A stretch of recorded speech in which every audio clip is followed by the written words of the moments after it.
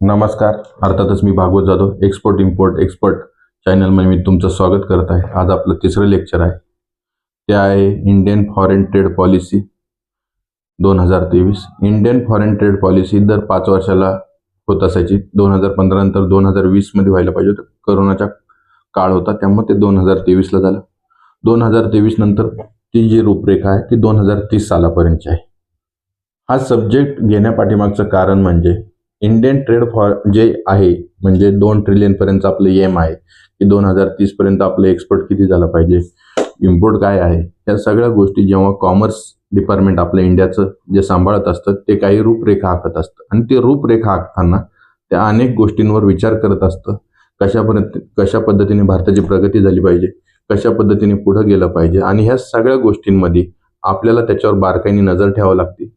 एक उदाहरण म्हणून मी तुम्हाला सांगतो. रशिया युक्रेन ज्यावेळेस युद्ध चालू आहे त्या युद्धाच्या काळात रशिया आणि भारताचे संबंध जे चांगले आहेत त्याच्यामुळे रशियाला जे प्रेशर आहे ते फार मोठं आहे, जगाचं प्रेशर आहे.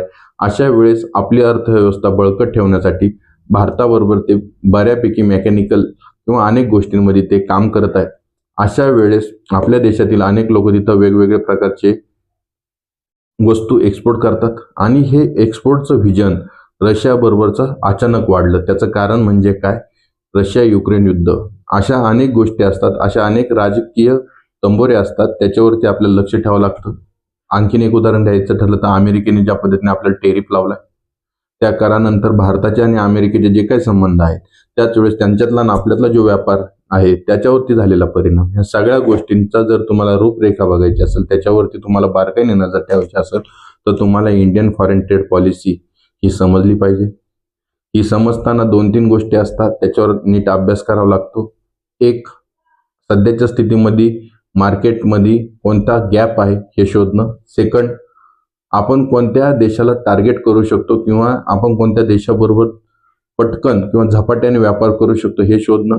3, ज्या पॉलिसी आहेत इंडियनच्या त्या पॉलिसींमध्ये काही बदल झालाय का किंवा काही नवीन काही फीचर्स आलेत का, या सगळ्या गोष्टी तुम्हाला इंडियन ट्रेड पॉलिसीच्या अवघाने कळतात. कॉमर्स डिपार्टमेंट असतं, कॉमर्स मिनिस्ट्री असते, ते ह्या सगळ्या गोष्टी ठरवत असतात आणि याच्याकडे बारकाईने जर आपण लक्ष दिलं तर निश्चितपणे आपल्या उद्योगधंद्यामध्ये प्रगती होते.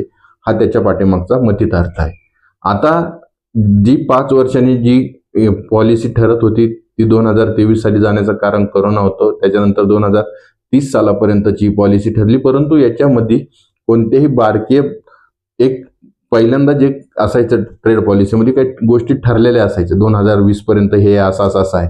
तसं 2023 साली काही ठरलेलं नाही. त्यांनी फ्लेक्झिबिलिटी ठेवली. त्या फ्लेक्झिबिलिटीचं कारण म्हणजे भारतीय अर्थव्यवस्थेची झालेली ग्रोथ, भारतीय अर्थव्यवस्थेची ज्या पद्धतीने ग्रोथ होत चालली आहे त्याच्यानंतर बाकीच्या देशांमध्ये आपल्या देशातील जास्तीत जास्त एक्सपोर्ट कसं होईल याच्यासाठी आखलेला एक रूपरेखा. ॲग्रिकल्चरच्या बाबतीत आपण नंतर बोलणार आहोत, परंतु ॲग्रिकल्चरच्या बाबतीतला असलेले धोरणं, अनेक गोष्टी तुम्हाला निश्चितपणे वळणाला टप्प्याटप्प्याला कळतात. मी नेहमी सांगतो की इम्पोर्ट एक्सपोर्ट व्यवसाय हा सोपाही नाही परंतु अवघडही नाही. याच्या पाठीमागे तुम्हाला अनेक गोष्टींचा अभ्यास लागतो.